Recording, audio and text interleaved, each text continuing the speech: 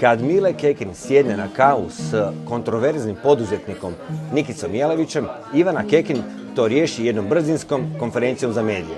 Ali kad se pojavimo mi, tiktokeri, Vinko Kojundžić, profil Ne možemo i ja, koji razotkrivamo nesposobnost Možemovaca, Ivana održava nekoliko konferencija, snima videe i čak prijeti tužbama. Posebno su upečatljivi njezini nervozni, gotovo histerični nastupi pred medijima i potpuni gubitak kontrole koji jasno slikava profil članova Možemo. Tako ponašanje nije samo neugodno, već je zabrinjavajuće za one koji se predstavljaju kao moderna alternativa.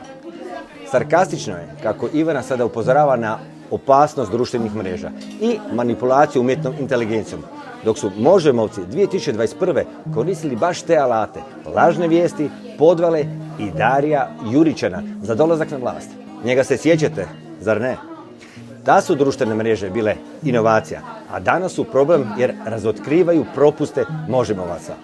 Ivana, umjesto napada na glasnike, objasnite građanima Kave vaše supruga s Jelavićem. I kako to da ste vi i suprug slučajno kupili zemljište ispod tržišne cijene u Istri? TikTok nije prijetnja demokraciji. Vi i vaši dvostruki standardi ste najveća prijetnja.